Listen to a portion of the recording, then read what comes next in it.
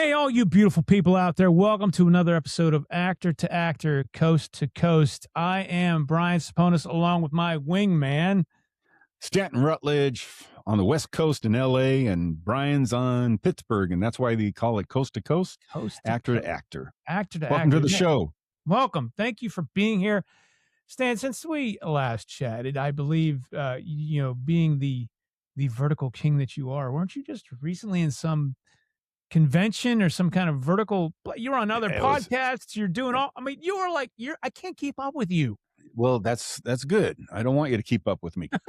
No, I got done this did a vertical expo is what it was called, and with a bunch of other vertical actors and fans of verticals came. We did some panels. It's vertical is productions it's really a new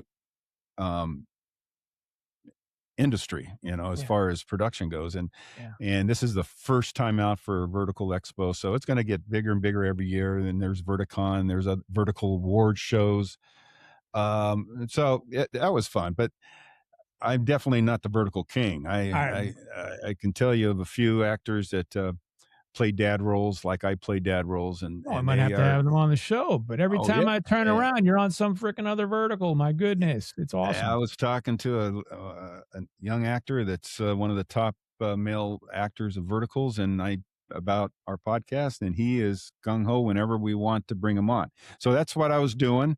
And I did a podcast is based just on verticals, and they've been doing podcasts on verticals for the last year. So I've been busy, keeping out of trouble. Yeah, you have. And I tell you what, I'm thrilled to see it, by the way. I can't keep up with you, but I'm trying. But while you were playing at your expo, I was out looking at a helicopter. Why was I looking at a helicopter? Tell me, why were you looking at a helicopter? That's weird. I was looking at a helicopter. I was out looking at this beautiful Huey helicopter. Why would I be looking at a helicopter? Might there be something we're using a helicopter for in a movie that you and I are going to be in down the road? Maybe? You know what? I know where you're going with this. Should we talk about that real quick, or we're no? Not going to talk. No, we're going to leave that under wraps. All I'm going to say is that we'll have our chance to talk about that, because I don't want to steal the thunder from that yet. Now I know what you're talking about and what's the scenes that you're talking about. But the fact that I got to go and look at this helicopter, and at some point we're going to be going up in the helicopter, and this helicopter is going to be in this particular film that we will get to in due time. Trust me on that. Little True Lies type of action. Okay. Yes. So, you're out there vertical expoing it. I'm over here helicopter exploring it. Quite and all related to, But you're talking about a huge feature film production, which I'm excited about being involved in. And speaking of feature film productions, feature film actor, very successful actor over the last 40 years. It's a friend of mine, but he's done TV series. He's had his own series. He's had feature films, and we're going to talk to him today. He's done a lot. Would it be this gentleman right here? That's him. His name is Ken Olandt. Ken Olandt. Look at that guy. That is one handsome gentleman right there that we're looking forward to talking to. I can't wait to bring him on and start chatting about this. You're talking old school here, Stan, right? I mean, you're talking. Yeah. He's longevity, done shows like I guess, is probably a better way to look at it. He got his start back in a show called Riptide. Now, the audience out there, they may not know of Riptide, but it was a series with Perry King, and here's a little shot from Riptide. Yeah, they lived on a boat, but they were private detectives, and he was a guy that took care of their boat, and he just got in all sorts of trouble. So he got his break on that show, and then through Aaron Spelling and Stephen Cannell, his career just started taking off. He did all sorts of TV shows. A whole bunch of TV shows, which then led to like his feature bigger film. Studio films. Like, what do we have? Like Summer School? Well, Summer School with Mark Harmon was one that he played one of Mark's students taking summer school classes because they failed during the regular season or year, and Ken's character was he was a male dancer at night, so he never slept. So he always slept through class. It's a this is a funny movie. Yeah, There's a this is shot him of with him. Look at that. Mark, I think, found him at his night job, and so yeah, Ken's had a lot of fun characters. He did a movie called Leprechaun with He did. uh, He did. Oh, he did do. Jennifer He did Aniston. a movie called Yeah, Leprechaun, right? yeah, with Jennifer Leprechaun. Aniston, and that was Yep. before Friends. And Wait, hold on. You that mean was this Jennifer Aniston, this very young Jennifer Aniston right yeah, here? yeah, Jennifer Aniston. And look at Ken, man. Look at Ken. He he definitely had the guns. And then another movie he did called April Fool's Day, and it always you can always it always airs every April Fool. Does April it? 1st, you'll see this movie all over the streamers. Yeah, And I it was believe a this is sci-fi horror Ken movie. in Yeah, April Fool's Day right yeah, there. Hmm? yeah. I mean, look at that That's guy. right there. So These are he back. I mean, this is back in the '80s, so we're talking, a while ago, but still, these are big. yeah, These are big still. movies, man. Big Yeah, studio back when movies. Hollywood was really Hollywood, we had 3 networks, couple Yep. independent stations, no streaming, stations. It was just you make a movie for the theaters, and then we go to VHS, 6 months, 9 months Right. later. Right. You get on a network series, and Riptide was like the number 4 in the ratings. I mean, it was top. I mean, yeah, he was a top dog back in the '80s. I mean, and through the '90s. Then he had his own series called Super Force, and that went for 2 or 3 seasons. I don't know. We'd have to ask him. Wait. Super And Force. Look at this. he played That's him, right? yep, And Super that's Force. him in Super Huh? Force. And then And another super thing that he had, Super Carrier. Super Carrier. That was kind of a takeoff on Top Gun, and that was um, I think that went for a season, but that was a fun show. Yeah. And He's then he done a got lot. into producing, and he's got a life and a career as an actor. I'm sure he's going to have a lot to share with actors in our audience, younger, older actors starting in the business, actors that's been in the business and kind of getting, questionable. Do I keep going with it at my age? It's I think he'll have a lot of things to share. But You know what? I think we should, we at should this bring him point, on. I think we should bring this gentleman on. I mean, we built this gentleman up so much with everything he's done and Yeah. everything he's going to talk about. Let's bring him Oh, on, okay? let's All hopefully right. he'll have something to say. We're going to introduce Ken Olandt, everybody. So let's hear it for Ken, huh? Come on, everybody.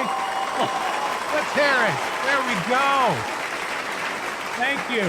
I mean, there's a late crowd, I guess. Okay, that's enough. That's enough. That's enough. That's Yeah, that is like the only other time I've heard applause like that is when the show's over. Hey, it's a wrap, everybody. Hey, we're done here. That's thank it. God. I mean, come on, look at this guy. Look at this picture. Oh man, geez, I tell Look you, at this guy. That's a great shot, by the way, Ken. That's a great shot. So you're putting up pictures. Appreciate you I'm coming assuming. on, man, and just chatting with us. Like I said, we're gonna have pictures. We got all kind of fun Pictures stuff of that we're you. gonna show. Pictures of you and for example, one of the movies you were in was what? Leprechaun? Leprechaun, yeah. That's, that's Yeah. a cool poster. Like to give you like the rundown, what maybe. I mean, we could talk about all 60. No, I'm just saying you could talk about your career, but it's an 18-hour podcast. Let's go. Yeah, but that'd be that'd be a goofy run. No, I mean I was really, really, really lucky as an actor because at the time I was in advertising and I was getting a job. Actually get kicked out of art school because I was never there. My work was good, but I just wasn't there. I was into all these other things and not spending time there. And I ended up working for a small ad agency that was doing production as well as advertising on a small level locally. And I was at a restaurant meeting a girlfriend who I'd known, and she was with a group of people. And when I went in to meet her, they all stood up and they're in suits because they had a day job. And they shook my hand, and that made me look like I was somebody important. And at the time in the room was Harry Gold. His daughters were Missy, Brandy, and Tracy Gold. He had a little budding agency. And I think his clients was who's the guy from I Spy way back in the day? You know, remember this? This is Bill Cosby or Robert Culp? no, it wasn't. Robert Culp? It was. Oh my gosh, Martin Landau. Martin was one of his bigger Oh, clients. Mission Impossible. Mission Impossible. That's what I'm thinking of. Yeah. So this is like, Harry was just starting out. He was an actor, and his daughters were actors, and so he had this little agency, and I caught his attention. His wife, actually, they were arguing, and she goes, "Harry, who's that? He must be an actor," and he didn't know, and I was just in a suit, and anyway, so that one thing led to another, and I ended up getting out on auditions, and it was like, whoa. I kind of needed, something new, and I didn't know what I was doing, and ended up finding myself into like 5 callbacks for One Life to Live, and it was like, whoa, this is real. I'm writing in on Tom Cruise and Matt Dillon's look at the time. I'm at the Kmart version of those guys, the TV version of these or some whatever, and it's happening. And next thing you know, but really, when I say lucky, really, because the first major show I got was Riptide TV series by Stephen Cannell. And when you get on a show that's already number 4 in the ratings, 4 being a good number for all of you guys that are new to the business, 4 is like it's right below number 1 by a few steps. That's big. And man, it was big. It was a big show. Yeah, it puts you on the map. So I didn't have to audition much after that. Many, from that span of I'd say 84 to 85, 87, or in that range, I was just getting offered because I'm already bona fide by being a regular on a TV series. Isn't that wacky? Yeah. Brian's like, he's frozen. That's wacky. well, no. I mean, I was showing a picture of you on Riptide here. I got this shot. Yeah, there's a big hamburger walking up. A big hamburger, and you're on the boat there. Oh, Clarence. On Riptide. Yeah, you probably can't see it, but he passed away a couple years ago, actually. Yeah. Yeah. Great guy. Good actor. No, I was just saying that you think you're lucky you had that fortunate opportunity to meet Harry, but you're talented, or else you wouldn't have got those parts. Exactly. Well, I think everybody. And that's when I met Ken. Yeah, that's right. I was getting married, and Stan and I met Janine in a Macy's, I think it was, or one of those department stores. And Stan and I looked a lot alike back then. And my wife walks up and she goes, "You look a lot like my fiance." And we became good friends from that moment on. And through various life passages, right, of relationships and whatnot. Yeah, amazing. It's funny how people meet like that. So after you did Riptide, like when you done with Riptide, did you? Because you did summer school and April Fool's Day back then. Yeah, but to go in the sense of time, Riptide.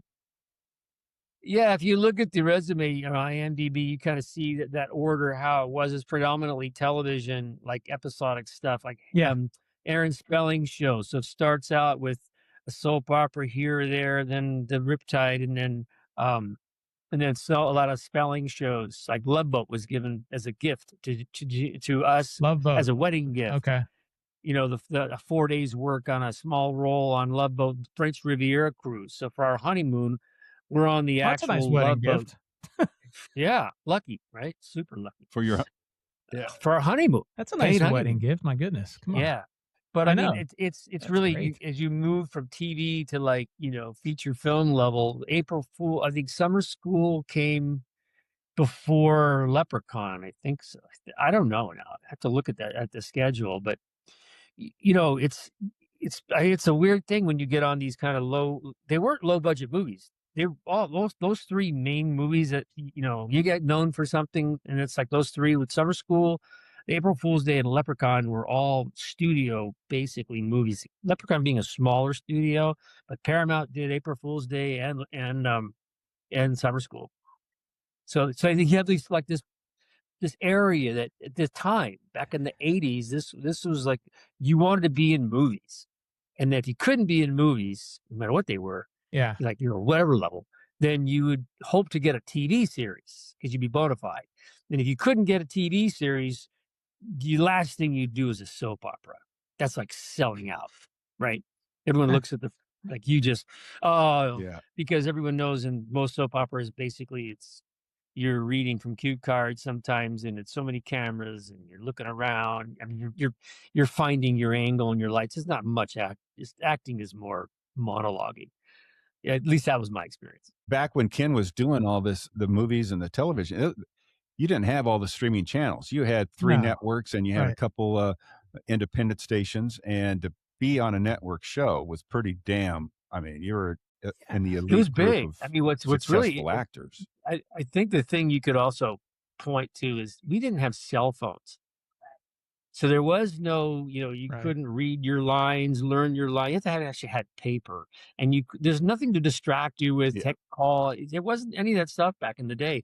We didn't have cell phones, so there was no. You'd go to a phone, use a phone to call your agent, right? I don't think cell phones were really big until around 95, 96. I remember 90s. getting the Yeah. Motorola flip phone, But even then, but for the they most weren't that. They were still kind of not everywhere like No, now. but yeah, So but my point is that you look around and it's so it affects an actor in a big way too because you don't get that much time to just be with the character or with your job, with your work, with life, the life experience in these moments because you're snapped out of it with a phone call, with a text, with something like that, there's always something cutting that flow off.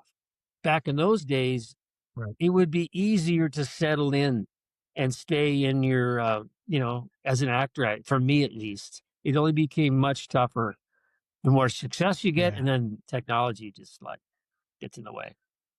My take on it. Yeah. Yeah. No, I get that, and you did a lot of stuff. I mean, were you on the A team at one point? For a Yeah. little. Yeah. The I 18 mean, was Stephen Cannell. Remember, yeah, you get in when you get in on one producer's, yeah, so you're in on the team. You get other shows. Spelling would be a good example. So you do Love Boat, then you do Finders of Lost Loves, Hotel, all these other obscure shows that they're making. And Aaron, they called ABC Aaron's broadcast company because he owns so many shows on that Yeah. network. He could whatever he said or Yeah. made it happen, right?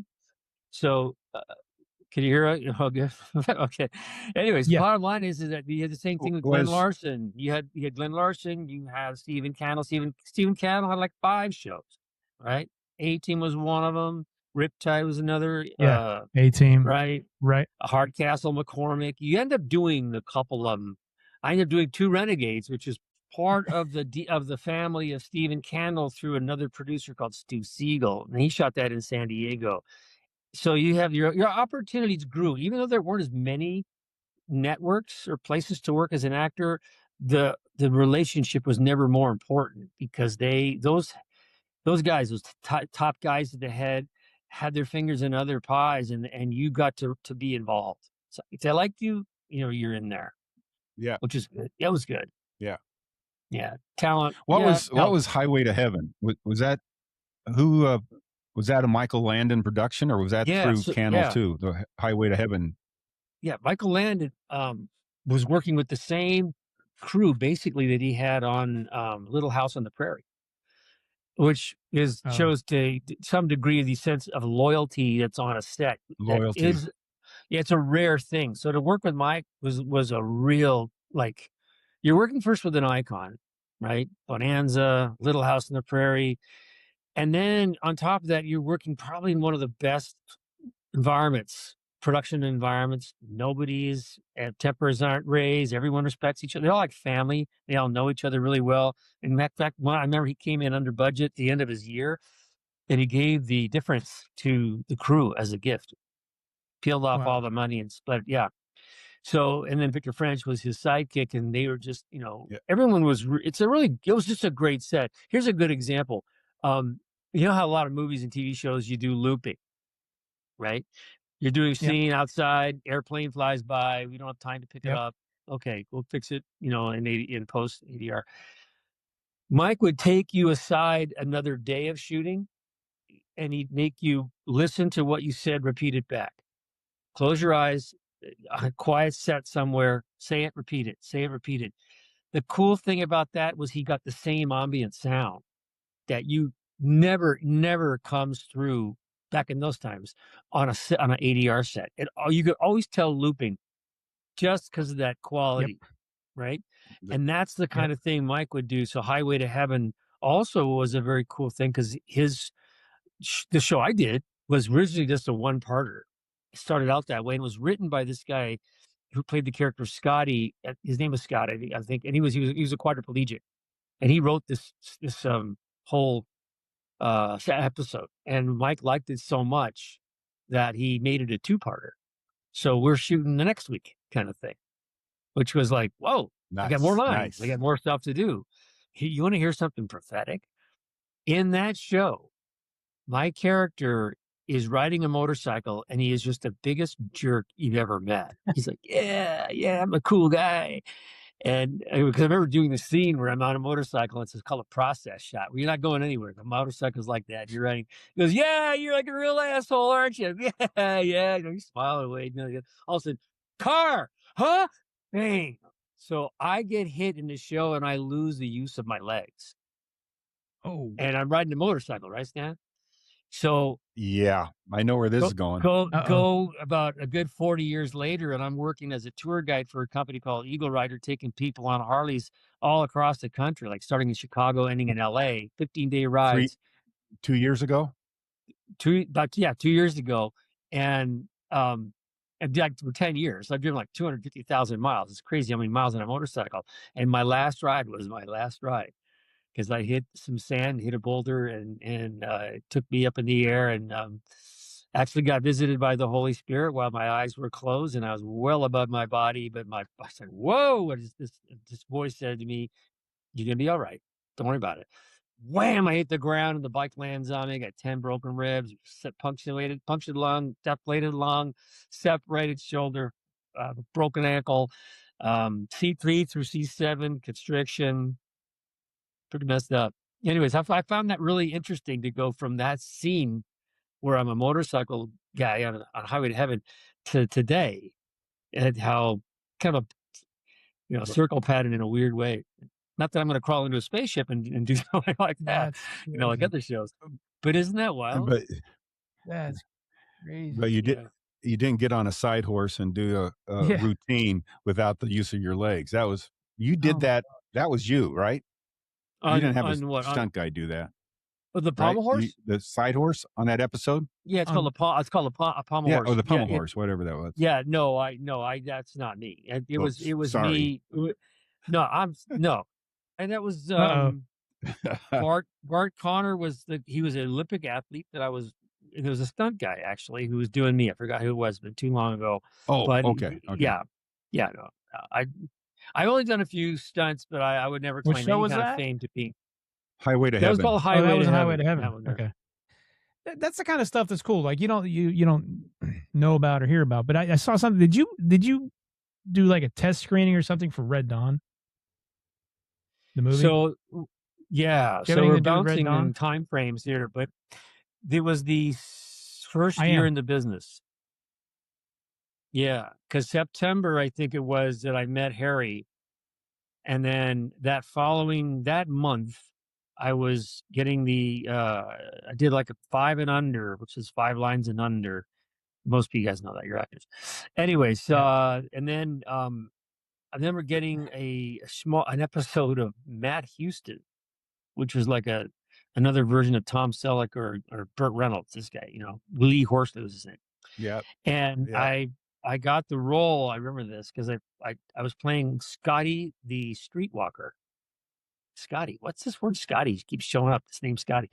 Anyway, so I play a male prostitute, and the only reason why the guys tell me I got the role is because I didn't play an affected dude. I played it very straight. I played it like a guy who's this is what he's got to do to survive, and that was like.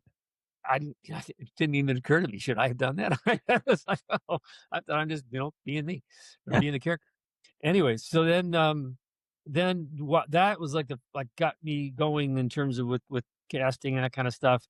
And Joe DiAugusta, who was head of casting for MGM at the time, his ex-wife was Barbara Baldwin. She was the casting director on Matt Houston, his ex-wife. She calls Joe, says, Joe, you should see this guy. Check him out. I know you got this movie with John Milius and Red Dawn coming up. I think he'd be kind of whatever, new up and comer. And so I got a chance to read for Joe. Joe brought me in for producers. Next thing, I'm getting a screen test, with John Milius, Charlie Sheen, Leah Thompson, bunch of Darren Dalton were all on this, this set in MGM. Crazy, huh? What role were you up what for? A fall. Were you up for I was up for which Patrick role were Swayze's you role. up for? And I'd gotten Patrick Swayze's role, the lead. I was up for the main guy. All right. Yeah. Okay. And because it's MGM and Joe was the head of casting, right? Joe was he was the top guy casting at MGM. He brought me in to meet Freddie Fields. Freddie Fields was the vice president of MGM. And the head was Frank Yablans. Okay, this is the top. You don't get any higher in MGM studios than these two guys. And this is a true story. So I've gotten feeling confident, like you can imagine. This is amazing. And then I hear from Harry, they're looking at Nicolas Cage and Patrick Swayze. And I went charging into Freddie Fields' office, and I jumped on his desk and I said, "You can't give this role to Patrick Swayze. You can't give it to Nick Cage. He's too New York. He's too city. I'm middle America, man. This is me." And I heard he wanted Buddy, but I don't know how far that was going to go with Patrick. So it was like, Nicolas Cage, man, there's no way. He goes, "Okay, I'll call John and tell him he's got 24 hours to make a decision, and then I'm in favor of you." This is like this. When you hear the vice president MGM tell you this, you're like, wow. and he was legit. Wow, he was, well, I don't think he was afraid of me jumping on his desk. It made me think about it now. Maybe what's this guy doing? Tell him anything. Get him out of here. No, I think it was because get off my desk. I did try the same trick with Milius. I went running into his office and he's cleaning a gun. And that took the wind right out of my sails. I'm like, oh shit. You're like, I'm not gonna jump on your desk. He's a burly man, bear man, and his sidekick or whatever is another big giant dude. And he's like, I'm not gonna pull this off. It's just kind of took it off. No desk jumping in this one. Back when studio executives carried guns. Right. There you go. Well, guys like he did, because he directed Conan and he could do whatever he wanted, right? He was a man's man. You had those kind of directors that were out there, right? There's a big variety of directors from, particularly in feature film, than there was in television. Television was still a factory. He started to churn out stuff. It didn't really hit its stride until Miami Vice happened. When Miami Vice happened, you had Don Johnson, right? And Philip Michael Thomas, and this Michael Mann guy who is a genius at something. Like he'd shoot a dialogue scene from 2 feet off the ground and 30 feet away. And the dialogue's going on with these guys over there. And this is breaking all the rules. Right? Everything was changing. And he brought in Phil Collins music and Don Henley. And this was like, whoa, this is something entirely outside the mold of what normal television was churning out with all these 3 networks. This was like brand new. And consequently, I think Don Johnson was the highest paid TV actor at that time from that show. There was these things called the NBC hour of they bring on all the new talent. It'd be like a dinner, like a roast kind, like you have when people sitting at dinner tables, like an award show. And so you get your chance to get up on stage when you're being introduced, or they'd say something about whatever show it was. And so the network introduced me. So I was there with, and I came on with I guess Tom Bray and Perry King or something like that. And we announced certain things, but then Don Johnson comes on. He goes, "I play a cop, blah blah blah," and everyone in the room was like, "Oh God, this is like so full." Everyone thought the worst of him, right? This is ridiculous. Who knew that fall when the ratings came out? He was like, "Dude, he's the stuff now, man. He's the one." Yeah, he set the bar. And Michael Mann, really, pretty crazy. Man. So I got lucky. And again, I had a lot of great opportunities to do all these, But this isn't much about acting. This is really more about Ken's good fortune. But if you're talking with Well, actors Because to no, it's all no, but acting actors, that's stuff. It's totally, but well, it's still, yes. it's everybody's acting. That's the thing. Every actor's journey is different. You know, you just happen to have some fortunate things, but even still, you still have to take advantage of the fortune that falls in front of you. You know, you can't just well, I true, but sit I on it. do I So do draw a bit of my, Brian, I kind of draw a distinction somewhere because you can get really lucky because of a variety of things. You could be in the right relationships, you could be the right look, you could be the right timing, a lot of things, but that doesn't necessarily make you right, an actor or as good of an actor to deliver a performance that someone would say is more moving than another's, right? A better, a sure, qualified. And I hit that wall outside of, I'd say in the 90s after, Superforce, which is my, third TV series. You're servicing the guest stars when yeah, Superforce. When you're on a show as a series super lead, for Yep. you're ready. You're basically servicing the storyline for the guest star. They're carrying the drama. They're carrying the arcs and the changes. You're the hero. You're the good guy. You have your moments, but so the acting challenge is really you lose that opportunity for the money, the position, the career, and it's so right. But after that, we had the Gulf War. We had reality shows. We had all these action shows. mm, We had new stuff coming in after that. We had like John Hughes kind of movies and TV and film production where young kids got were treated with distinction. They were sophisticated. They weren't the standard typical, cut out characters that were written for regular primetime TV. Now you got storylines, and that was what was troubling Johnny Depp. I did 21 Jump Street with him, and he was frustrated. They had him still in that mold in that show, and he couldn't break it, even as hip as it was, because they were all pretty hip looking. They're young detectives. You could go undercover. That's the thing. They look like kids. But there's more, so right, much more at that time. Our social awareness had reached that the old model of storytelling in that format wasn't cutting it, and it was frustrating a lot of these actors. Where you want to get to? You want to get out of this, even though it's money. But man, where do you get the chance to work with like Gary Oldman, or like I produced a film called Storm with Martin Sheen and Luke Perry, and a company called UFO, Unified Film Organization, was a production licensing company. And this is in the 90s, 95. And our first big movie really for the company was this because we got Martin Sheen. I was able to negotiate Martin Sheen, and then I could get Luke Perry, bless his heart, because he would want to be opposite Martin Sheen. You know what I mean? Didn't want to be opposite mm, yep, my mom. He wants to be opposite somebody who's right, who's like gonna. It's just this yep, Yep. trade of actors' equity, of actors' real worth and aspirations and goals bona fide and shared. It's a wonderful thing, and it really did help us. It helped the movie, the story, carry. I mean, one day we were shooting a scene with Martin, and he has this monologue. And he does that whole thing. And at the end, it's this powerful phrase. He goes, now, ba-da-ba-ba-ba-ba, he rattles his stuff off. And that's it. He's the evil general. And he makes his comment. And the whole crew goes, okay, cut.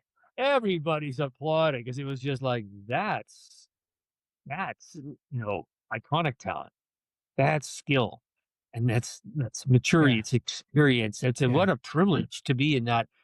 It was just really this is inspiring. That's where from an actor's to actor's standpoint, I was so aware of seeing those situations become the evolution. I never had that real opportunity to be that kind of dramatic actor. I wasn't comedy necessarily, but for sure, I'd get the unsuspecting killer because he's a good-looking boyfriend, nice guy, whatever. He kills a girl, whatever. Or I get the date rapist or something once in a while. But other than that, be the leading man or in the TV series. You don't feel like you're gonna get the chops. I don't know if I had it. I don't know. I don't know. I don't know if I was tested enough. Because see, that's what it's all about, Ken. That right there. That I love that story. You know, from the actor to actor perspective. You know, you see somebody like Martin Sheen doing his thing at a level. You're just like, oh my god, that's just. Yeah. It's, you said it's inspiring. It's like, oh, that's what you kind of strive for. But that, you know, as an actor, watching another actor work and that actor is actually, you know, inspiring you as an actor. I mean, well, yeah, I mean, I that's remember good going stuff. back to in 2000. I think, well, the world fell apart 2007 and 6, right? That whole, you know, economic meltdown of, and I remember Yeah. calling my agent, who wasn't my agent anymore, Harry, and I was just saying, Harry, you know, you can age out in this business, and you can age back in, right? So you start as the high school Right. heartthrob, dick, whatever you are, and then you can become the, well, you got to get to the point of dad, to be the cop, to be the dad, to be, there's that gap. You know, the college student, between college student and dad, big difference in terms of TV, Yeah. Oh exception, yeah. right?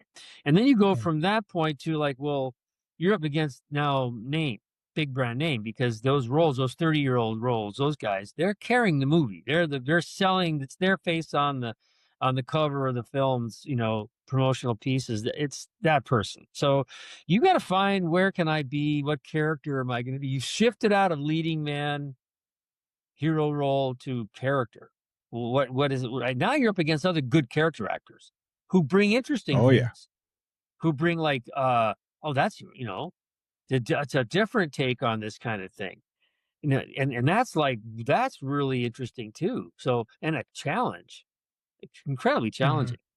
So yeah, so I mean, I remember calling Harry and saying, Harry, you know, you know, because I'm reaching, I got to find a way to get out of this misery, this economic meltdown, and what to do. And he's like, I said, if you could send me out for some stuff. He goes, he's like leprechaun of a guy. He's like, little guy, Ken, he was, they're looking for actors, real actors. It's like, oh, You're like, oh, okay. what? yeah, okay. Oh man. What am I? No. Looking for real Well, actors. oh, no, but you know what? He's right. He's absolutely right, because it's our egos in life, and as Yeah. particularly as actors, you need it as an actor. You need to have that strong ego to support your own choices, your beliefs, and stay confident. You can't be insecure and wishy-washy.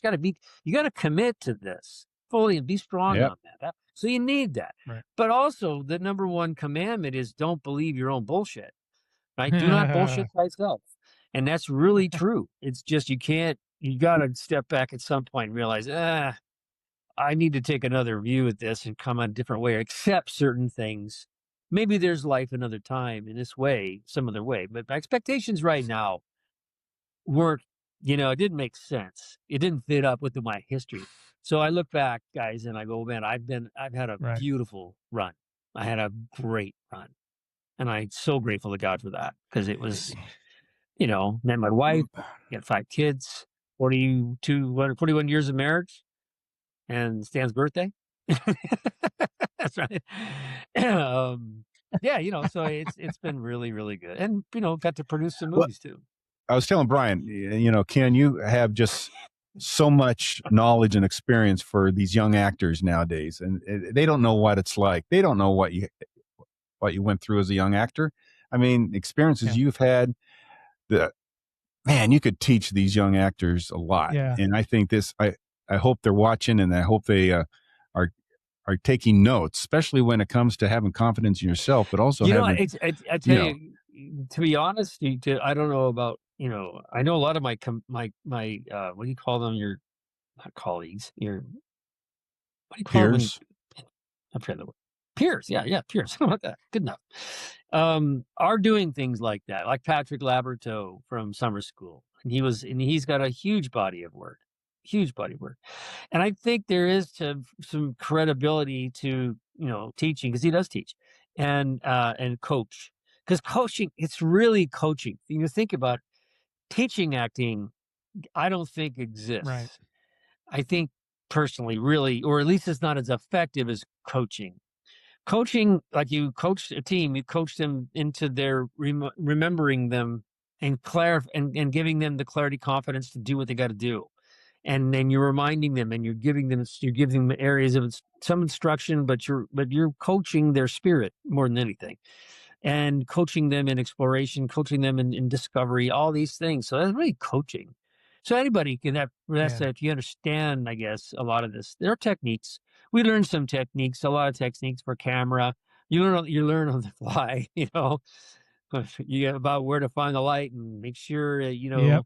you don't look too far to the other side of the camera, or you get eggshells. You just gotta be a Yep. lot of little things you learn from the Eggshells. DPs. Yeah. All these guys will help you. That's great. Yeah. It's also, there's from a standpoint of production, actor to actor, be nice to the wardrobe people. Be really nice to them. I remember a dude who didn't Yes. like people. He would take hair clippings, sprinkle them down the back of the collar as he's putting the jacket on, and you couldn't tell. This person was just No. not a good guy, and he was getting payback from the wardrobe guy. Yeah, so Oh, it's just nice no. to be nice to people, anyways. Yeah, Just be nice to everybody, you um, don't know, I mean, why not? Come on. always.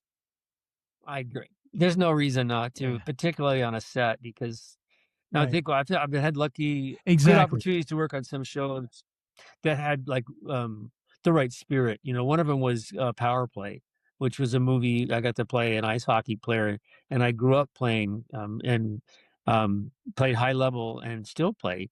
And I got to play this guy who was a fighter and didn't want to fight anymore because he'd gotten God, and he's like, "No, I'm not going to fight anymore." So it was called a Billy Graham movie, which is a four wall, meaning they'd take a theater and they'd rent out the whole theater for a week and only show the movie that they had made, and it'd be free. Mhm. Sort of the missionary. So we had this cool movie shot in Vancouver. I've talked to John, who was the producer of this thing. Anyways, he calls me and he says, "What are you doing?" And I said, "Well, I just got off a film." He goes, "What do you?" Because my lead just got a TV series, and he can't do the role. He can only do a day, but he can't do the main role. Would you do it? It's up here. It's a Christian movie. It's up here in Vancouver. Vancouver is my hometown. What do I got to do? He goes, "Well, I got to play a hockey player. I got to play hockey and live and go to Vancouver. Okay. How much do I got to pay for Okay. this?" Yeah. Yeah, So, seriously. Yeah. right. and now you're coming from Hollywood and independent. So now I've done an independent movie or two, and that's like a whole other animal, because it's run and Mhm. gun guerrilla shooting. You're just Yep. you're doing whatever you can to make the day, get the shots. Yep. And then here's this movie being funded in Canada, and right before we all start the day of shooting, everybody stops and get around. They say a prayer, get everyone aligned, and get their hearts and minds on the same page. And it was the easiest set, and crazy things would happen, miraculous, kind of like miraculous, but seems to be unseen forces are helping us out. In other words, we needed a classic card. Some person had one. Their friend had one. I knew that person. I went to school with them. How weird is that even? In high school. And I didn't know the crew. I didn't know anybody. And then one thing though, here's a cool thing. We're doing this. I'm playing hockey, right? And the scene is I'm gonna have this dialogue scene with the actor, the main actress, and she is yelling at me because I won't fight. I won't fight, right? And what just preceded that scene in the story was this guy Lachlan Monroe, Lucky, and I go at it, and they tell us, "Okay, you guys know what you do this," and we go, "No, we got it." So all said, boom, he hits me. And we're like thrown against it. Like, I can't hit him. I can't hit him because my character won't hit him. And so we were having a good time. It was fun. And we were jerking ourselves around. Now, where he punches me here, that night, we shot that fight scene. That evening, when we're doing the scene where I'm getting yelled at by the girl, Rocky Lane, the director, they're setting a shot. It's dark. It's where the Canucks play. Flips the puck to me. He goes, "Kenny, go take a shot." So I skate down and I rattle a snapshot off the post. It comes a goal post. It goes right back and hits me in the face. Right Oh. there. Opens me Oh. up. I got a nice big shiner going, a bit of a cut. Man. And then the producer, Michael, comes over. He goes, this is a good thing. He goes, we shoot it. We shoot in sequence from this point on. You're always going to have that shiner, that cut, Oh, that man. black eye. You're going to have that for the rest of the movie. No, wait, no makeup worries. It's like, No okay. makeup worries. Yeah, crazy Nice. thing. I think that's the kind of stories you're looking for, right? Those kind of It's wacky always the stories. happy Exactly, accident, man. exactly, Yeah, just no, like that. Yeah. Yeah, These it's not when all. you're on a set, man, a set is like magic. It's magical time on set, it especially on is. location. Isn't it? Location is totally is. vacation. Yeah. It's 12-hour people days can is fun. fun, It's you know, So, yeah. as long as so you're not hanging out with like a bunch of freaking, So Ken, Brian's a big hockey player too. He's are you? big hockey player. I that's why I was like, when I saw that you were a hockey guy, I still play myself. Big hockey fan. Nice. So yeah, I'm Nice. definitely all into hockey. So How long have you played? I mean, where did you play? Would you play junior A's, junior B? No, I didn't. No, I didn't start till later in life, because when I was growing up, I was a soccer player, and then I actually played pro volleyball for a number of years over in Europe. So I was in Norway and Switzerland and Ireland, and then I started playing hockey kind of later. So I just played beer league, adult stuff. But I've been playing for a long time, and I'm in a league now where the Penguins. I'm here in Pittsburgh, and the Penguins practice north of Pittsburgh. We play up the rink that they practice in, so it's kind of cool. But it's cool to get. Yeah, you played the same rink that they practice at. Yeah, there's the Lemieux Center up there. Yeah, I play up there. It's cool. It's good. I play morningly. The games start at 6:30 in the morning, which is nice. So you can play in the morning. Got your whole day ahead of you. It's fantastic.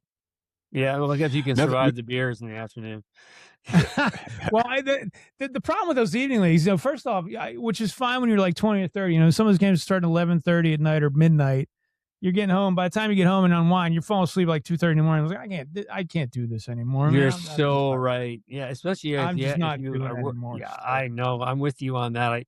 There are guys I played with for many years. We golf now as of late. We've gotten back together in golfing, and I'll be playing in this league coming up. And 8:30 and 10:30 are their slots, and it's a good 20 miles from it's out there in Van Nuys.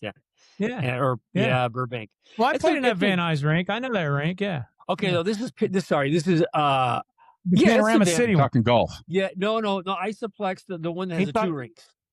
Yeah, the little rink and the big rink. Yeah, so now they do the 4-on-4 in the little rink, and that's where we'll go. Is that the one in Panorama City? Is that the one you're talking about? I think it is the same one. Yeah, I played in that rink. I played in the league there. It's a hole. But Dave Sirianni, who runs it, such a good guy. Yeah.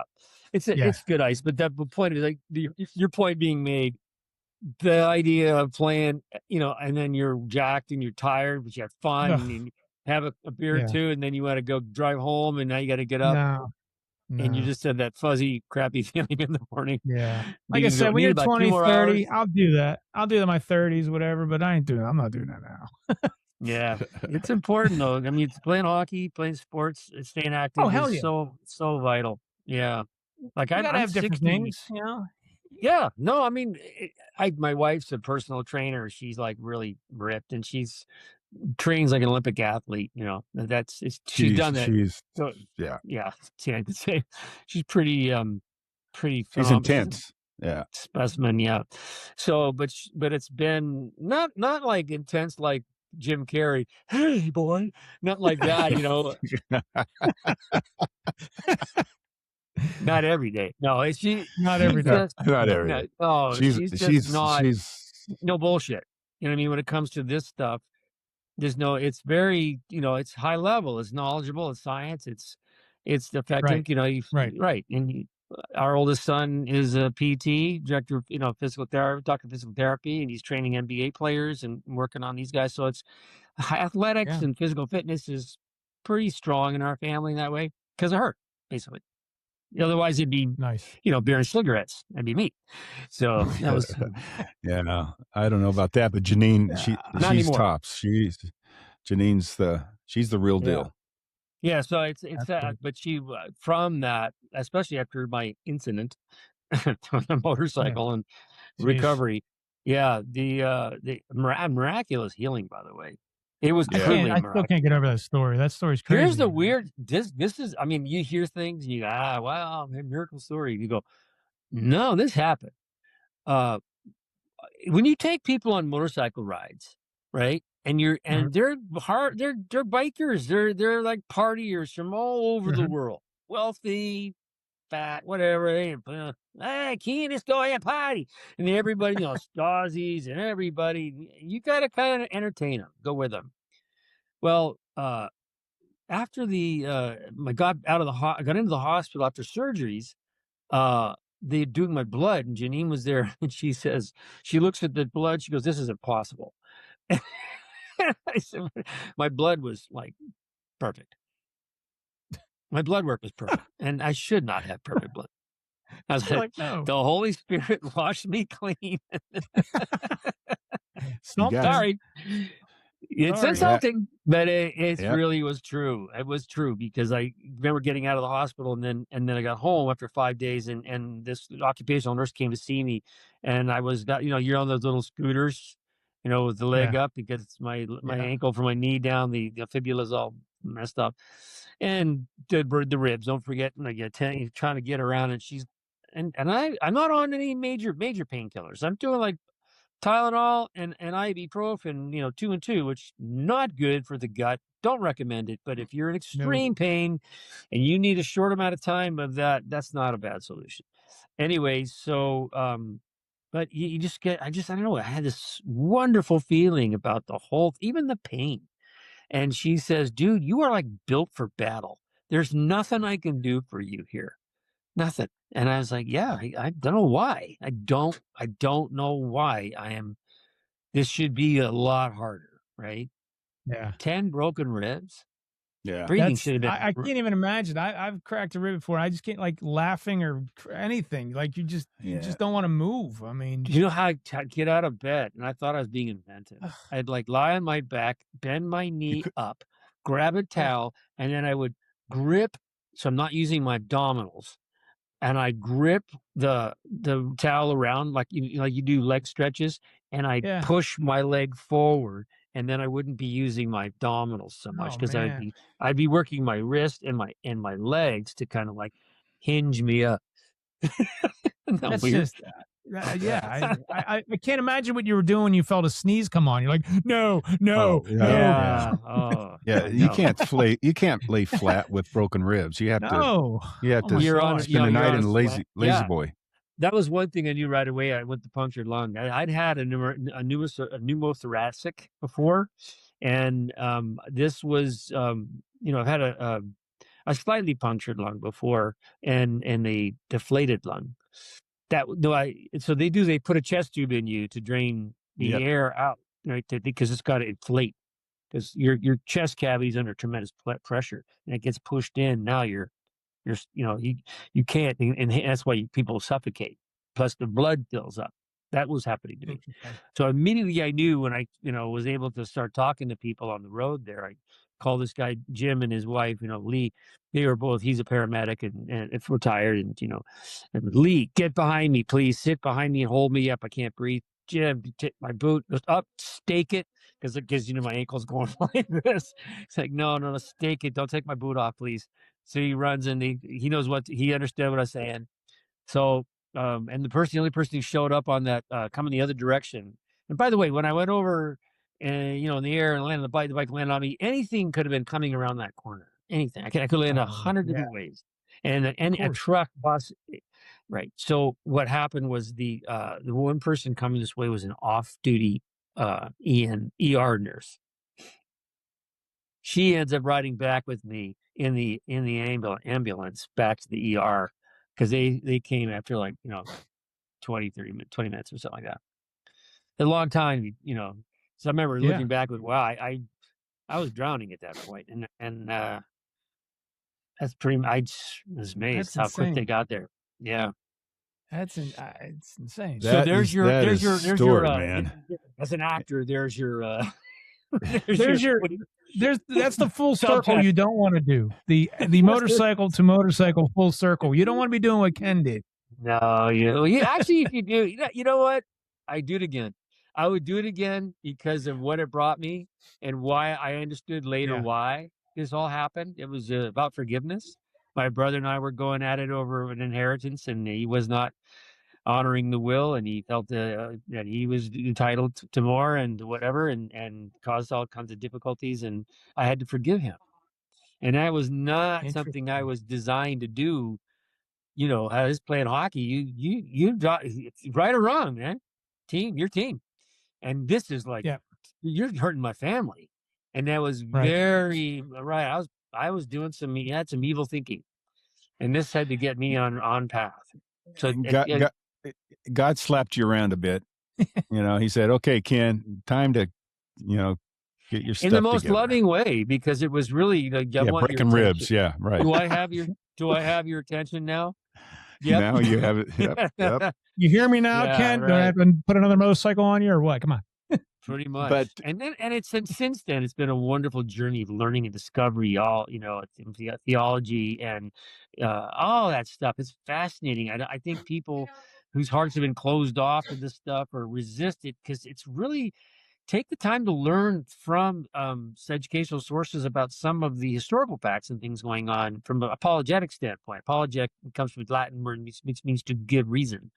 So if you understand some of these real, like, the whole book of Isaiah basically is a good apologetic reason, because you go, wow, stuff was stated in that book. And we have it from the beginning to the end, pretty much in its entirety, pretty much in its full entirety.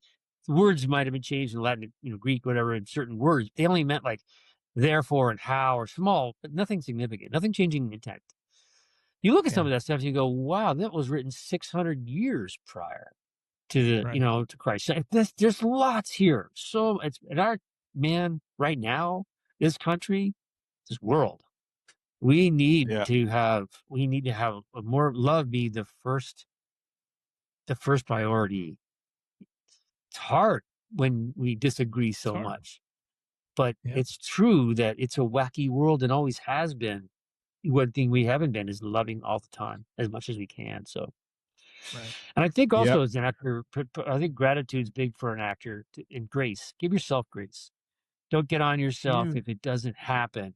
Doesn't happen the way you're not feeling it, whatever thinking, or you've forgotten your lines, or you're not feeling connected. Give yourself some grace and start to feel some empathy for the character you are, and then maybe take the load off. Ego gets in the way. We want to that gets in. I remember experiencing that was.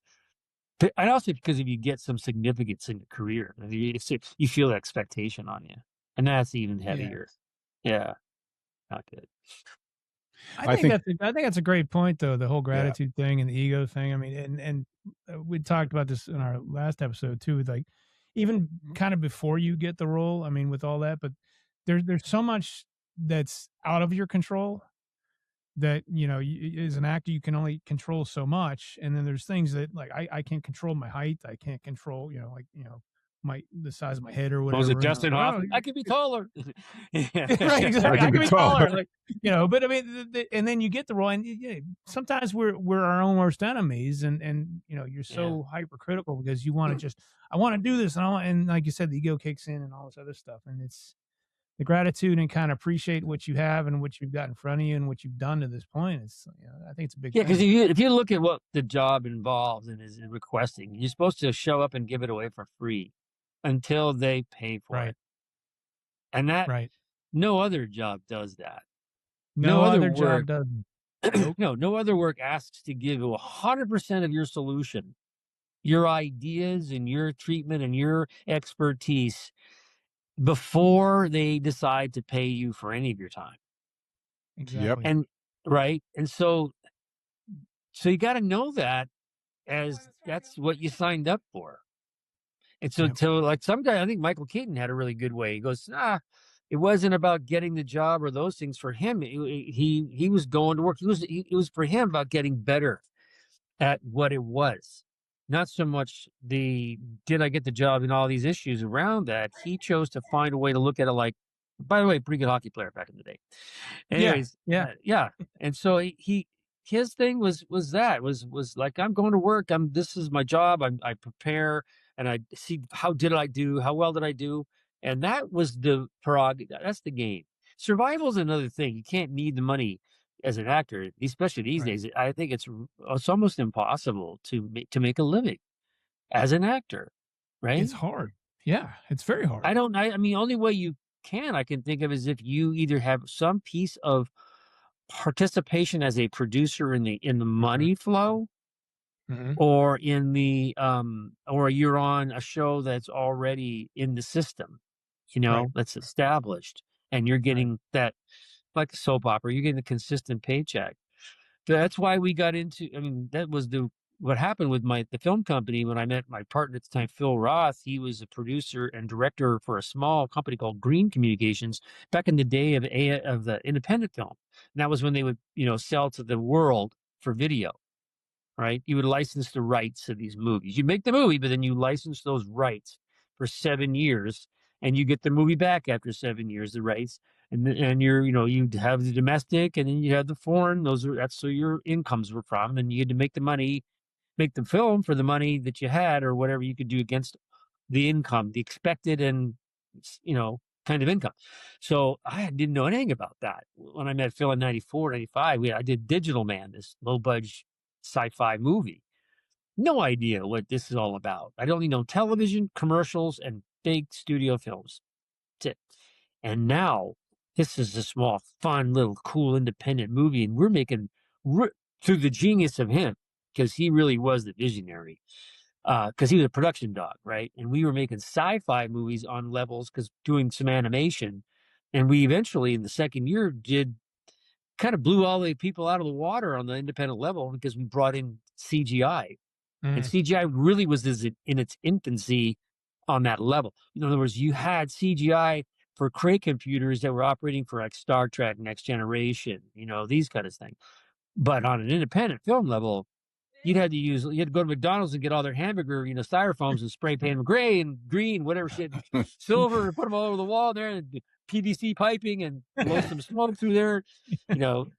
Truly. I mean, and there was one guy we remember talking this if you go to the film market, you have your posters up, you're making a trailer of your movie because you're cutting scenes from all these big films, and you have a narration. You're one man alone.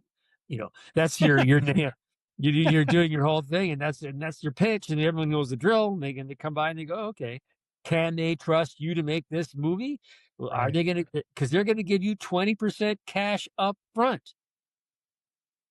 What? This is like criminal. You're selling air. You're taking 20% cash, haven't made anything. Nothing. And it could be, see ya, and you run away with all those deposits, right? Yep. That was how wacky that you could put on, we called it blank videotape, and call it a snowstorm, and no one would know. Really. So as that time, that 80, 95, 96, in that range, 96, 97, we first formed the company, one animator and an editor, and we made Dark Drive. And by the time we ended our third movie, and I was the star because we couldn't get a star. We didn't have enough money, so I had to play the lead. And it was basically that we had, Joel Silver comes into our booth. Joel Silver in Matrix sits with us for 45 minutes looking at everything. And my agent at the time was Daryl Marshak. He's like, he goes outside, he sees Joel Silver, goes, come in, you got to see these guys. I'm like, all of a sudden there's Joel Silver, and I just entourage, and look, and we're on the bottom floor. This is where the newbies at the AFM begin. You're subpar. You're down there.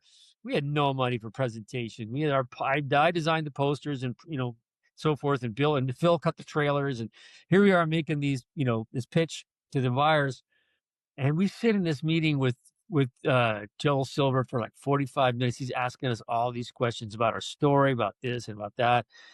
And then about 9 months later, after we shot in Dark Drive, The Matrix comes out. Now you look at the poster of Dark Drive, and then look at the poster of Matrix, and you look at the two. Guy goes into a chair. Plagiarism. Goes into the Matrix. The world's coming apart. Matrix is coming into this world. Dum, dum, dum, dum. That's it. I remember, I got a chance to rent. I remember seeing Keanu Reeves.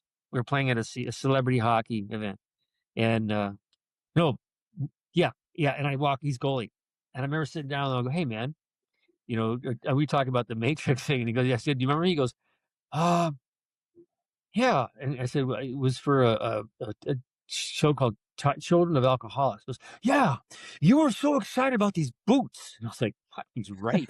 He remembered these boots that I was really they're workmen, the camel boots. Such a sweet, Nice. what a great guy. Yeah. Anyway, so it was kind of Nice. weird. So, if anything, if you're gonna get, overrun, like whatever I was. Just there were a lot of Matrix movies out there at the time. I can't say it's Silver who did it, whatever.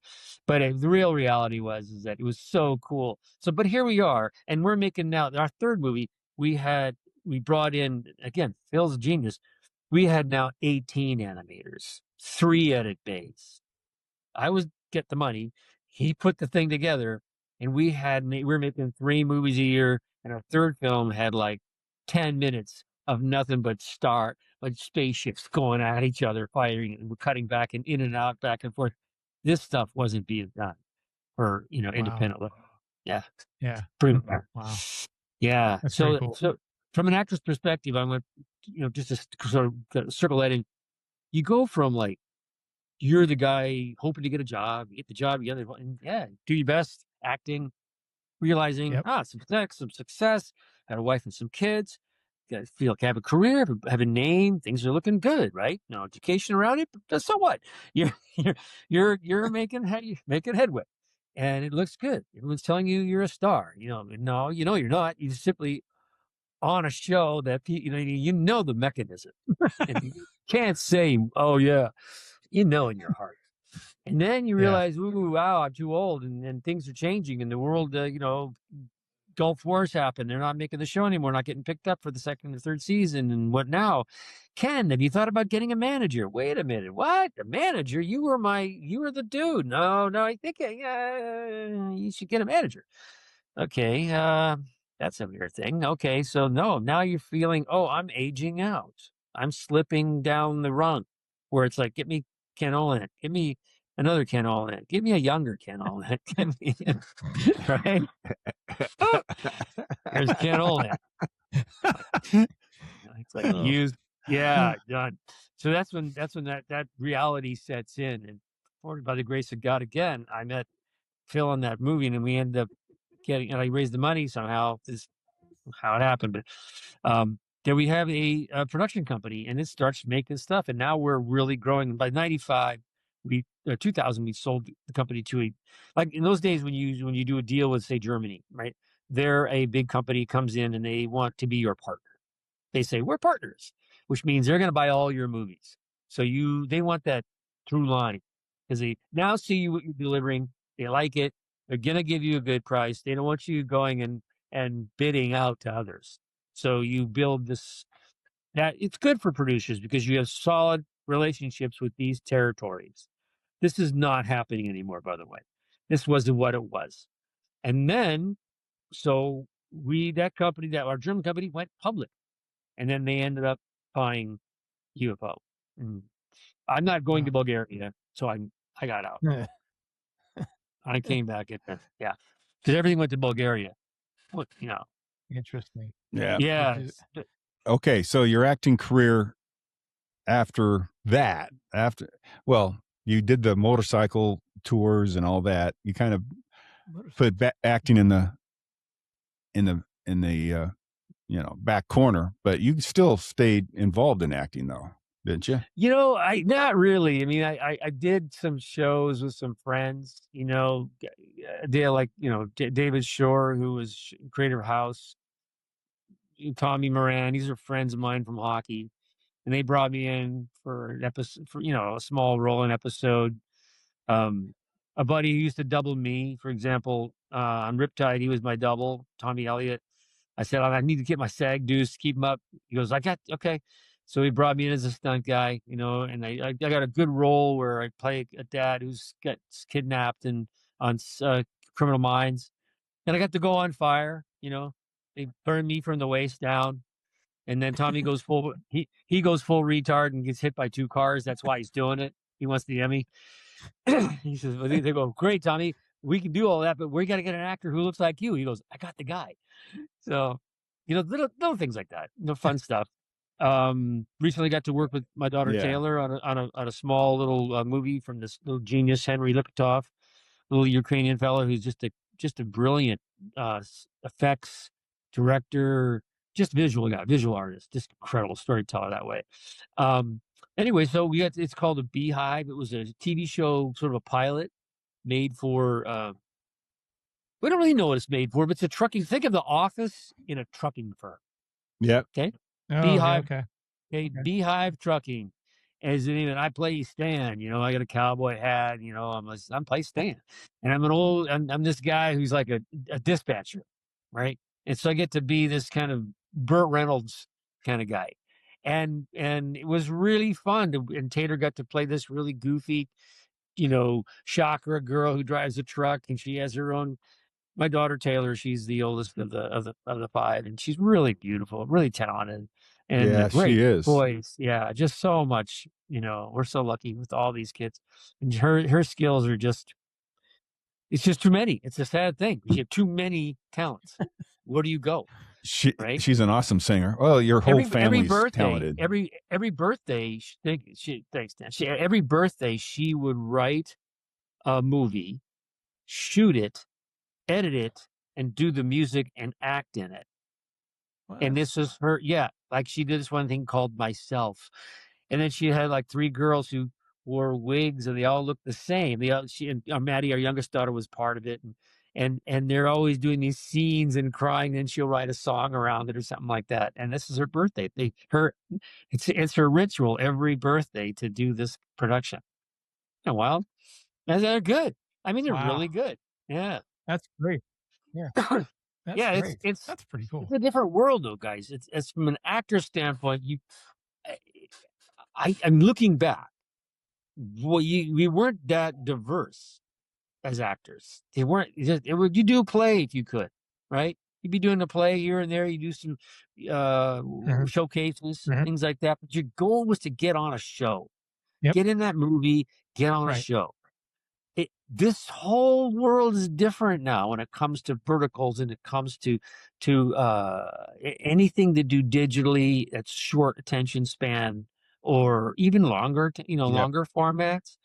But what I learned from being in UFO was all about financing a movie. Every aspect from raising the money, doing the sales, how to recoup the money, delivery items, all that. And the actors don't know any of that stuff. You're told to learn your craft and shut up. Right. Just shut up and learn your craft. Hit your mark. Give me something interesting and go home. But it's not going to serve the actor in the long run because, it's like, where are you from 10 years from now? And so you really got to learn about the business if you want to call it a business that you're in. If you're going to be running it for the means of a business, then this is it. If you're not, then hey, it's a cool art form. It's a wonderful thing. Like, I do painting and drawing. Cool. That's my art form.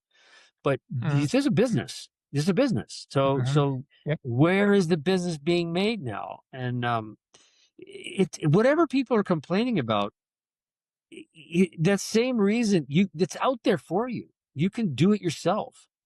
You can go gather the talents and get people behind you, come up with the plan, the idea. AI right now is like the most amazing toolbox. I'm not necessarily the biggest fan of it because I think it takes away from human involvement, which I think is super important.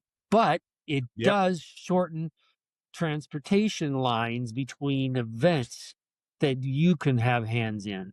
And that shortens a lot of that as a tool. It creates certain, there's a lot to it. But when it comes to delivery items and delivery and monetization, I mean, everything, if you just keep your eyes open and see where are things flowing. It's looking like it's going back to soap opera kind of style, where you have a brander who needs eyeballs and they need another way of doing it that isn't advertising.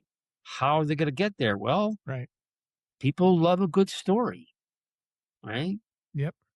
Go read, what was his name? Goldman, The Art of, Filmmaking, right? Where how the differences in opening up a movie versus a TV show to capture the audience, what kind of audience you're talking to. These are things that after not just their craft, but they should look at in terms of storytelling and now you can be the cameraman with AI. You can be a lot, right? Yeah. So yeah, Yeah. it's it. It's definitely a And it, different world in terms of acting and just storytelling, because pretty much anybody can do it in a sense that, you got, like you said, you got AI, you got, sit around and wait for somebody to tell you to. You go ahead and do it on your own if you want to. yeah. Yeah, what do you guys think of Listen, the new types of shows that are being done now? I mean, we've seen a phase that this world has gone through in terms of production, story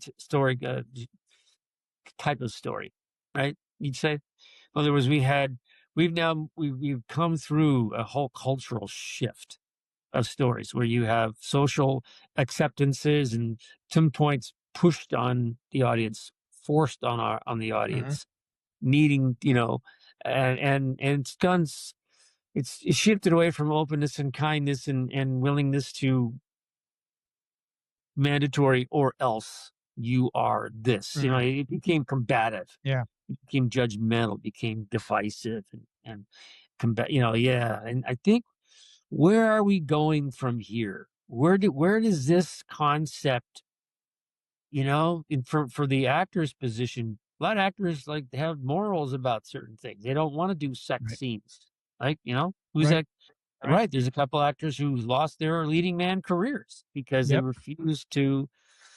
These lips are for my wife only, kind of thing. Well, yeah. good. Okay. So you're now the villain. Right. Kiss her. Yeah. Just get over Kiss with. that guy. No. Yes. Just get it over with. Right. No, it's gonna be I don't know. And then as I get older, I tend to kind of not watch much anymore. I want to see a film that's interesting. For me, I'm 68 years old. I've had the good fortune to do a lot along those worlds. Not you can sort of see the stories. It's like I want to see something that takes me away completely. I like the fantasy stuff. Yeah. I like the stuff that, Yeah. Game of Thrones type of thing, period pieces, faulty. I mean, Hmm. what Peaky Blinders. Where it takes you into a culture back in a time. I watch a lot of Mhm. documentaries too. I mean, I'm like old and boring, but it's just I find the more interesting stuff. You know, just interesting.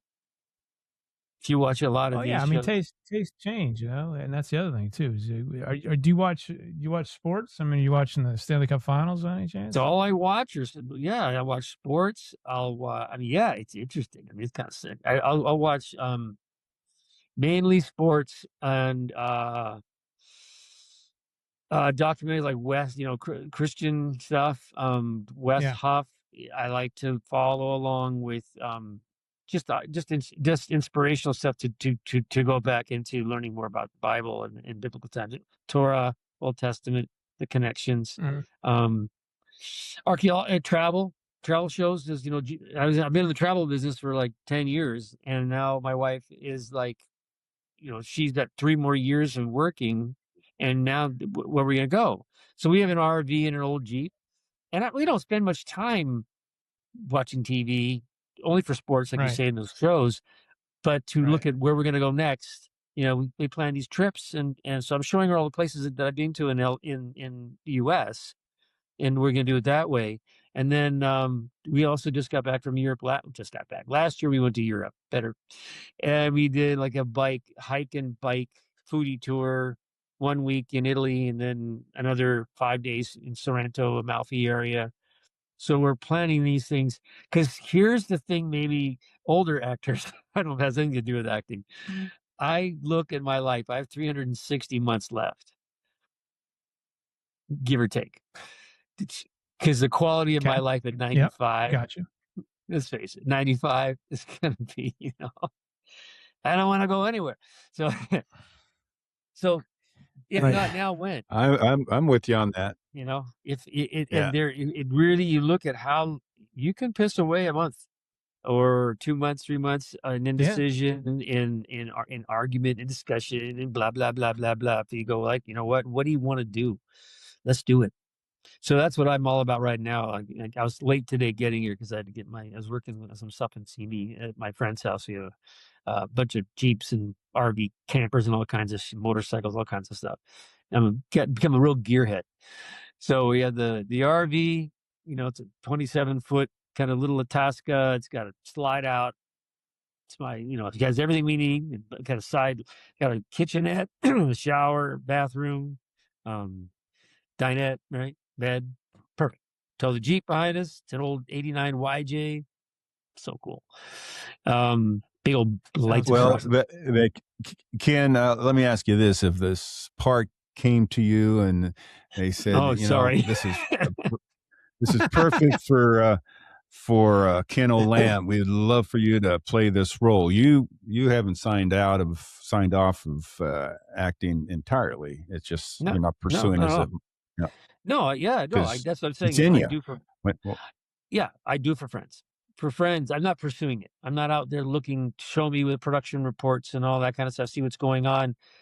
That is not at all on my interest level or radar. I don't have the time for all that,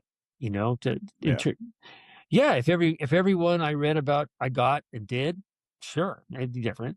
But that's an effort of time to look at, read, get audition for, or spend time and investment in all that investment of time and energy in, auditioning and so forth and travel.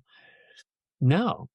But if, let's say you got a show or you have a show, Brian, like I did with my friends, if you need me, I'm there for you, for sure. Jason Strickland, young director out here, made a movie called The Friendly, and he's such a good guy. And he needed me for just a day. I just got off a tour and I came back and it was there, drive out to see me and basically ad lib stuff. I'm the main character's father, and I'm talking to him, about life lessons, from a father to a son as we're working on an old truck, and tie that into some storyline parts.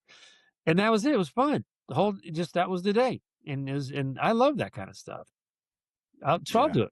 Yeah, I'm not looking to say no actors, no acting, not at all. I just feel like I've been really lucky and fortunate, and there's more to do now for me, right? If I die tomorrow, guys, if I die tomorrow, but I've these, well, you are definitely the example of what a successful actor is all about, because you're well-rounded.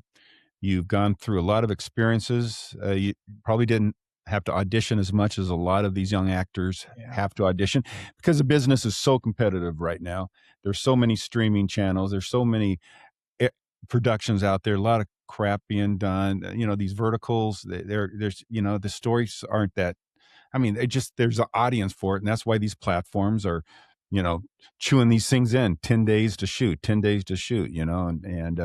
but a lot of these actors, they're just auditioning, and then start losing confidence. They start losing, I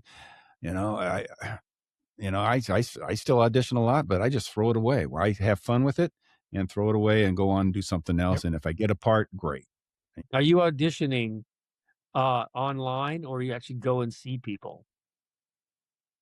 The days of the in-house auditions are over because of COVID. I've gone in-house for callbacks, but most everything, especially the verticals, all self-tape. And they cast from there. They don't do any in-house. Sometimes a Zoom callback, but no, it's all. I think that's all digital. It's all online. You don't have your Thomas guide. You don't have all the. Yeah, I think that Thomas guide.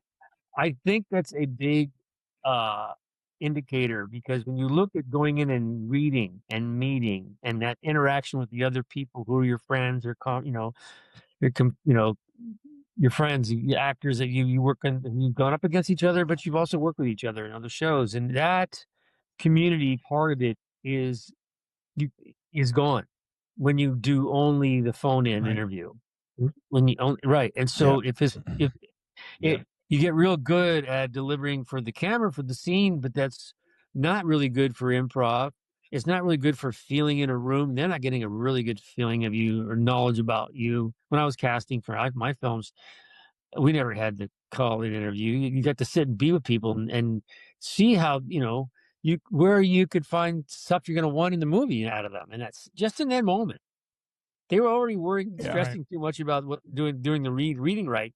You're like, look, I'm not looking for you to do that. I know if we do this enough times, you're going to get a perfect picture, perfect. I'm looking for you.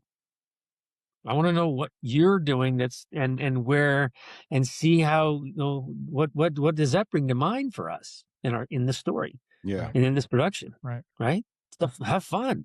Be yourself. The only one you. Right. Yeah. So if that would be the last way to end this thing on actors, be yourselves, truly honor yourself and do the best for yourself. There's no other goal in this. If you get the job, cool. It's just a job. It's just a job. It's just and there'll be another and another and another and another, It's really that. It's the goal in the game here is to honor God, honor yourselves, the gifts you're given. Do the best you can at it, and give yourself the grace to not meet your own expectations. That is beautiful. That line, give yourself grace. I love that. Give yourself grace. That's you're never too old. You're never too old to learn a lesson. I just got schooled by Ken Olandt tonight. Ken, you've got, Stan was right. You got a ton of stories, man, and they were really interesting. I'm just sitting there thinking, like, you're an actor, travel guy, your motorcycle thing, and then you kind of wrap everything up with that just beautiful summation of what an actor should be and focus on. I think it's what acting is like the science of. Well, what is it? It's the art of a human relationship, right? Psychology is the science of human behavior and relationships, and I think to me, acting was the art of this. How it's recreated, how it's expressed, and how it's designed and interwoven, and where it grows from and it came from, and these kinds of things. So this the organic part of it, the human, and it's really that. It's I'll leave you this one story. When I was having the toughest time with my marriage, Janine, the first 2 years, I was working on a show called Simon and Simon. And you know how it is, the first 2 years of marriage are rough for kids. And I was bitching and moaning to this guy, Vince McAvity, who was a director. He and his brother Ernie did all kinds of shows, Simon and Simon, and he ended up hiring me in Gunsmoke, the remake, which is the first CBS movie of the week of the original show. I remember that. Original cast. I remember that. Right. And here I am, this pissy little bitch who's complaining about his new bride about this and blah, blah, blah. And Vince just sits there. He has this kind of like, he always has this comb over, and he's an older guy, and he had his cane. He just listened to me and he goes, yeah, you just got to give her a break. And he got up and walked away. I was like, that was it. That was the sage advice. I got nothing on what I'm saying. That was it. Yeah, I was like, Ken, give her a break. And that, you're like, right. What? Okay. Forgive her for the transgressions you're labeling her with. Forgive her. Because you know what? They weren't hers to begin with. They just happen to look a lot like what you think she's going to do, say, and has been.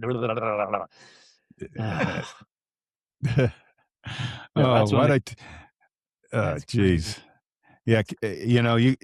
Brian, like I told you, you could spend hours with this guy. God. We could have a 10-hour podcast with this guy. He is. Ken, you've been great, Ken. You've been Tune in next week when Ken talks about. We may bring. We'll probably bring you back for part 2. But Ken, thanks for taking so much time. We didn't get to half the stuff that I want to talk. We'll get back to the early years, guys. Thanks for having me so much, Brian. Thank you, Ken. You were fantastic. Really enjoyed having you on, man. And golf soon, okay, man.